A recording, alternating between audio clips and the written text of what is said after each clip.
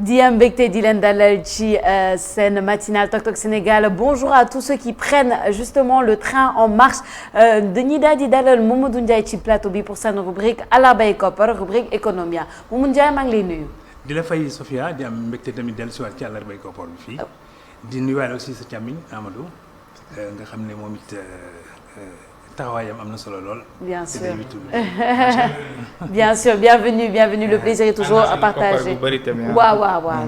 moom mercredi bon ne woon nañ dina indaale koppar yu bëri comme on parle de Alabay Koppar alors Mamadou Ndiaye tey ñoo waxtaanee un sujet particulier mooy ces vieux métiers qui sont en train de disparaître alors qu'est-ce qui se passe réellement. en fait dañu bàyyiwul xel ci benn mbir. sañu lañu lu suñu mbaax dëggantaan. ñu ngi koy sàggane. di ko romb chaque jour mais xamuñu ne li ñuy romb noonu mooy li nga xam ne peut-être moom bokk na ci suñu mbàkk réew. wante càggante bi dem na ba jàppatuñu leen sax comme li ñu war a sàmm te mooy la valeur résiduelle li nga xam ne peut-être moom mooy suñu authenticité. soo limee bijouterie ci la bokk. soo limee poterie ci la bokk. soo limee joaillerie ci la bokk. soo limee ébénisterie menuiserie métallurgie du fer yooyu yëpp ci la bokk. te dañ cee xarañoon parce que fer bi nu mu munti toll weñ bi nu mu munti toll am na ñi nga xam ne ni fii xëy na yàlla dafa leen may xam-xam ñu war a mën a peut-être bon liggéey fer bi ba génn ci lu bëri. bois bi noonu poterie bi noonu. or bi tamit noonu xam naa ne yéen jigéen ñi moom da ngeen di faral toll ci or bi mais dañoo dem ba nga xam ne à un moment donné tous les métiers de l'artisanat dañ leen néewal doole ci Sénégal te loolu du yoon xamul tax ma wax ko dafa am benn mbir rek bi nga xam ne dama ci def taxaw seetlu pont Faidherbe bu Saint-Louis dañu toog benn jëmi jamono ñu gis lépp di fel c'est-à-dire que ndox mi érosion marine bi ak aussi xorom si di ko ronger corrosité bi merci alors léegi nag ñu ne mais lii nan lañ koy saafare alors ñu ne nañ dellu fa mu ci cosaanam. Le pont a été fabriqué au nord de la France par des ouvriers français par des ingénieurs français mais ku ci nekk dafa am benn pàcc boo liggéey woon ci pont Faidherbe bi ñu dellu foofu laaj leen ñu ne pont bi on peut le reconstruire à l'identique comme ni mu meloon bi ñu koy posé il y a 200 ans. mais bi ñu dellee au nord de France ouvrier yi nga xam ne peut-être bon seen maam yi ñoo doon liggéey woon pont bi ndekete seen maam yi dañoo dencoon yëf yi ci ay waxande lu ci nekk nu ñu koy liggéeyee lu ci nekk peut-être bon lan ak lan ngay boole mu jox la fer bi voûte bi croûte bi vis yi ak disons les liens. lu ci nekk am na ku ko liggéey. ouvrage bi en entier bu ñu foog ne peut-être bon voilà c'est industriel non ça a été forgé par des gens yi nga xam ne peut-être bon qui ont préservé leur métier traditionnel. et qu'on a archivé. et ils ont archivé ça ba nga xam ne peut-être bon tey xale yi buñ ci dellusee rek xam nañu peut-être bon nu ñu koy defaree. et aussi xale yi biñ dellusiwaatee di leen liggéeyal pont Faidherbe bi mais ñoom ci seen bopp dañ ci am engouement. et ils ont découvert à nouveau le potentiel ak richesse bi am ci les métiers traditionnels surtout en France. nga xam ne jamono di dox la cathédrale de Paris brûle en 2019. elle brûle littéralement en 2019. surtout la flèche bi nga xam ne moom mooy symboliser. li nga xam ne mooy patrimoine français. seen président taxaw def un discours émotionnel. sur la cathédrale. mu def un appel à la mobilisation justement des Français. ñoom ñu jàpp ne peut-être bon la cathédrale c'est un patrimoine ñoom ñoo ko moom ku ci nekk par exemple boobu mën na ko bàkkoo. ñu mobiliser ay milliards. mooy ce sentiment d'appartenance là déjà. merci pour commencer. mais loolu aussi. war na pare 2024. merci 2024 lay pare. mais ñu ne peut-être bon voilà mais fan la ñu amee li nga xam ne maam yi ñoo ko liggéey woon ci cathédrale bi ndekete loolu tamit am na nu ñu ko dencee woon xeer yi fu ñu ko jëlee woon sax dañ fa dellu parce que c'était fermé comme mais lu ci nekk Sofia ñu dem fañ ko fekkee woon ñu réveiller donc l'artisanat français ñu réveiller peut-être bon aussi les artisans eux-mêmes ñu remobiliser la waat leen xam nga lan la jur. li mu jur mooy que peut-être de plus en plus maintenant les gens ne s'adonnent plus à ce qui sort de l'industrie. Parce que ce qui sort de l'industrie c'est à quantité industrielle. Tandis que ce qui est fabriqué main d'abord c'est rare.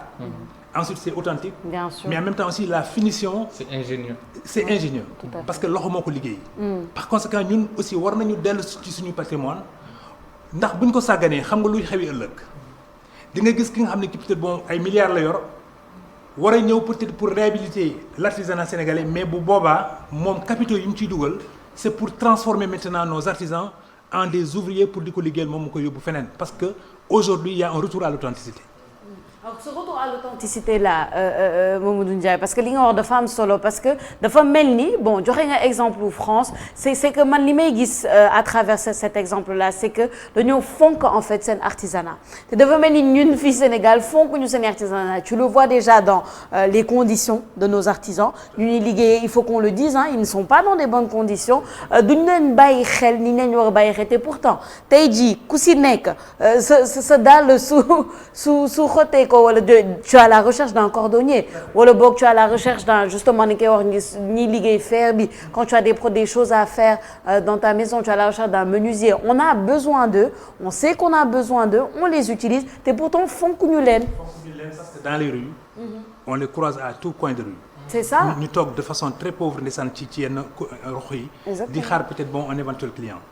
te loolu peut-être bon man ni ma ko gisee dafa mel ni peut-être bon ñun ñëpp sax war nañu tuumaal suñu bopp xam ne jàppale wuñu leen comme ni ñu leen war a jàppee. xam nga maa ngi rappelé wu la France mais cas Suisse moo gën a émouvant.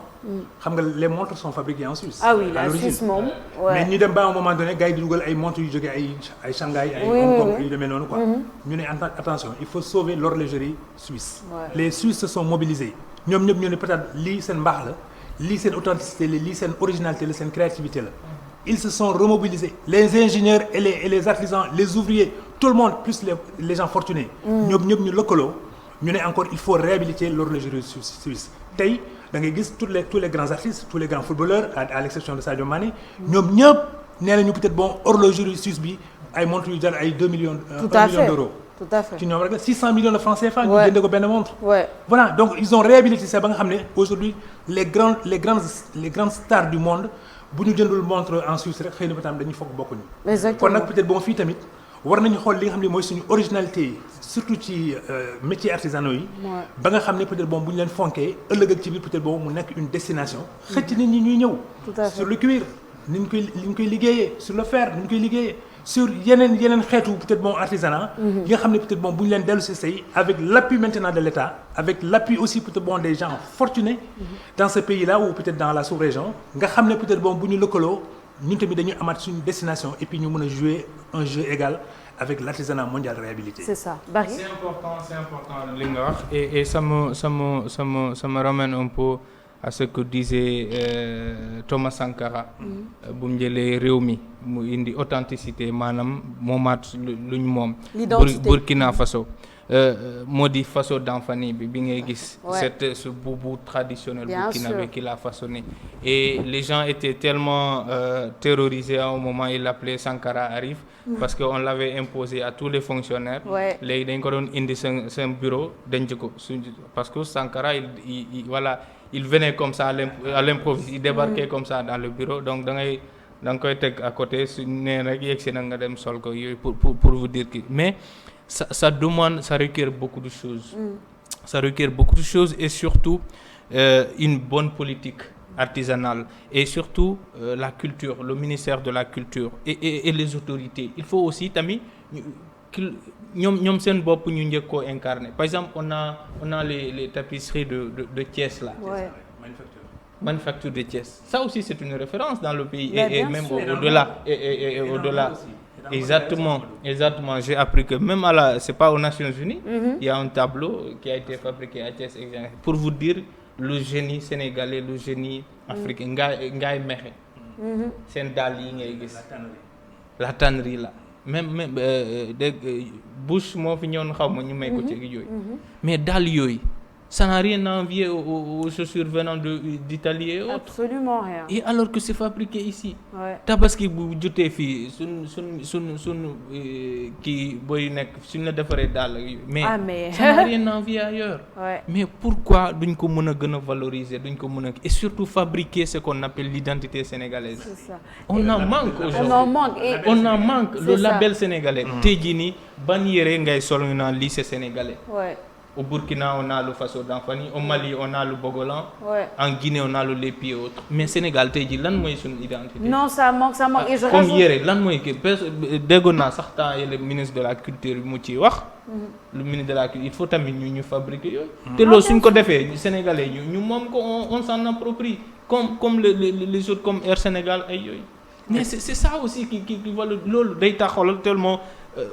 Day valoriser affaire mais tamit day créer emploi c'est des emplois qui sont en jeu mais ces secteurs aujourd'hui là ils n'attirent plus les jeunes koo si wax tey jii ne defal bijouterie yow day naan loolu mais justement ça n'attire pas parce que les gens soo demee tey jii nii ay artisans ay mag rek nga fay fekk donc ça risque même de disparaître dans quelques années. C'est ce qu'il dit. Vous imaginez. Oui, non, Amadou a bien perçu la chose et li mu évoqué nii ci dernier aspect bi mooy le mode de transmission du savoir-faire parce que xale yi effectivement bu ñu gisee seen papa yi ak seen maam yi nu ñu leen jàppee woon ñoom du ñu am peut-être cawarte ne peut-être bon dañuy prolonger le métier de leurs parents. C'est normal. Au contraire ils se détournent comme l'ont fait les paysans ou les fils de paysans qui se sont détournés également du monde rural. À un moment donné ils ont dit mais da ngay béy ba bëgg dee te doo ci am dara. C'est ça. wala ñu ne pas sama maam dafay béy 1 hectare mais du am sax ñaari barigo. Donc ils sont en train de délaisser les métiers. Mais en délaissant les métiers également c'est une transmission de savoir-faire qui est en train de disparaître. Donc nag léegi dañuy toog sàggane ko ba un jour peut-être bon ñeneen ñooy jóge feneen ñëw ne peut-être bon mais le savoir-faire là comment on peut maintenant le réhabiliter mais bu ñu ko réhabiliter bu boobaa ñoo koy akimoo te bu ñu ko akimoo li ñu ci am peut-être bon ci valeur ajoutée ñoom ñoo koy moom. kon nag léegi sàggante boobu waruñ ko peut-être bon wëyeel. Et il est important que ni ko Amadou waxee peut-être bon tous les services concernés en connexion surtout connexion.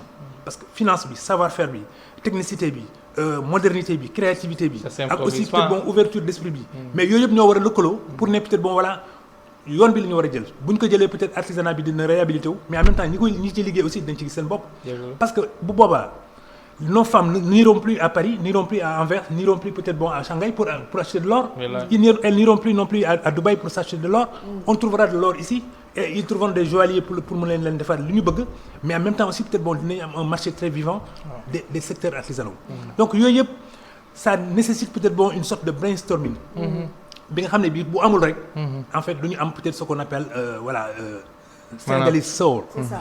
maanaam defaraat xel yi kii yaat maanaam les esprits il faut qu'on les façonne parce que nous tout ce qu'on a wala lépp luñ moom dañuy wax ne cere la par exemple tey jii nii pour wax ne lii dara baax wala luñ koy wax cere la alors que cere c'est l'un de mais les plus complets et c'est ça donc le combat il est mandat parce que nag monsieur Ndiaye il faut le dire on est aussi envahi par exemple tey bijouterie ak yooyu produits yu bari comme li nga wax ci industrie bi lañ koy yaakaaree léegi daal yu ñu defar fii nii ngaay suñ koy jaay 10 000 tu as à côté des chaussures provenant de Chine qui valent 2 000 francs. Donc ils sont combattus. En fait, combattus et on s'en rend pas compte. Mais qualité bi y a pas de photo. Et c'est surtout le savoir-faire, traditionnel bi ñu war a préserver. Xam nga loolu yomb na. On regarde benn Sénégalais buy defar ay cravate. mu defar ay cravate am. L'État la puissance publique jàppale ko ci defar cravate yi. Amadou Bari di takk cravate di wane ci télévision bi tous les soirs il s'adresse donc aux Sénégalais. ñu ne ok voilà une cravate exportée mais qui va coûter le 5 fois le prix de la cravate fabriquée au Sénégal. Ça permet quoi? Ça permet que peut-être bon les revenus modestes jënd la cravate sénégalaise. Ça c'est le rôle de qui? C'est la puissance publique moom mooy stopper endiguement bi ñëw. Exactement. Et le flux important des produits importés. Ouais. Parce que produits importés yi ñoom ñoo rey la production intérieure. Donc à un moment donné comme on a fait pour l'oignon comme on a fait pour la pomme de terre et probablement aussi comme on pourrait le faire pour le riz. On dit tant que production intérieure bi monsieur Ndiaye avec la pomme de terre. Oui, mais c'est une catastrophe. Mais je veux dire que tant que la production intérieure n'est pas écoulée. leneen du dugg peut-être bon li di jéem a diggante mbagg ak moom. Ça ce sont des politiques à mettre en place. Et c'est des politiques puissantes à mettre en place. Alors bu ñu ko defee aussi ci artisanat bi on va dire ok on a vu dans les anytime là que les femmes là maintenant yi ñu xew le temps yi. di joxe ay jaxal autant pour moi pas jaxal mais di joxante ay ndawtal. 50 millions on l'a vu hier soir. Ça tous les Sénégalais peut-être bon même s'ils ne se scandalisent pas ils savent quand même que 50 millions nga joxe ko ci ndawtal attention il y a un problème. Mais ce problème là aussi parce que ces femmes sont parées de bijoux importés. Mais moi, j'aimerais bien voir peut-être la douane arriver discrètement pour dire peut-être, bon, voilà, maintenant, quelle est la valeur douanière justement de ça. Exactement. L'impôt également, parce que l'or aussi paye un impôt. Ben L'or oui. est imposable. Est-ce que aussi les gens du fisc sont venus peut-être bon, dire à ces bonnes dames-là, sous des tentes peut-être bon, ornées comme si on était peut-être bon, voilà, dans la soirée des 1001 nuits, yooyu yëpp bu ñu ko defee ba pare mën nañu donc contenir l'importation justement de ces valeurs-là, surtout de luxe. Mais nous permettre maintenant au luxe sénégalais aussi mu en place. mu xej et puis aussi ñi ci liggéey di ci seen bopp ñoom it ñu xam ne peut-être bon le revenu s'accroisse mais en même temps aussi leur ordinaire s'améliore. Et c'est tellement important parce que noonu la ñuy acquérir justement indépendance économique. C'est le début de tout développement pour tout pays qui veut se développer. Monsieur Ndiaye waxtaan bi neex na torop te am na solo. C'est très important ce sujet-là pour mettre en avant un peu le talent sénégalais, le génie sénégalais, l'économie sénégalaise et tout ça va ensemble. Il faut juste qu'on se valorise nous-mêmes. Mi ngi noonu. Et ils sont 500 000, oui. 500 000 artisans recensés. Oui. Parce que 500 000 artisans 500 000 artisans recensés. Tu vois. Mais ces 500 000 font travailler au moins par atelier 10 Sénégalais, 10 jeunes Sénégalais. Donc il y a une population qui gravite autour de l'artisanat, autour de 5 millions.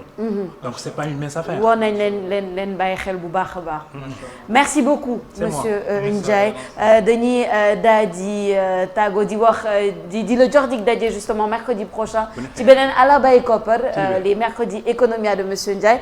On vous souhaite une bonne semaine. Ça doit pas être un mot avant de ça doit pas être hebdomadaire, ça doit être au moins tous les jours. Il faut qu'on parle d'économie dans ce pays-là. Loolu moo gën a soxal nit ñi. Vous voyez les jeunes qui périssent en mer. Mais lan moo leen di les communication économie là. C'est l'économie qui fait marcher. Comme on dit, on ne mange que de pain. On ne mange pas des idées. Et ça d'ailleurs c'est un sujet en lui-même. À défaut d'être quotidien, Sophia Ba. Et je lance un appel pour tous les autres, pour les médias aussi. Il faut qu'on ñu gën a jox gëdd économie bi quoi koppar maanaam koom-koom. ñu xool nan lañ ko mën a gën a ñoŋal daal même dans tous les médias quoi. C'est ça qui fait fonctionner l'économie. Ouais, mais on parle toujours politique. On le dit souvent en tout cas. On continuera à parler de choses qui sont nécessaires ici en tout cas dans Tok Tok Sénégal, comme on le fait toujours, n'est-ce pas? Barry, merci beaucoup et puis tu nous quittes déjà pour la semaine, c'est ça? Bon, je ne confirme pas, mais ça doit être ça. En tout cas, on te souhaite une bonne journée et à très bientôt. Merci beaucoup. Merci encore, monsieur Ndiaye.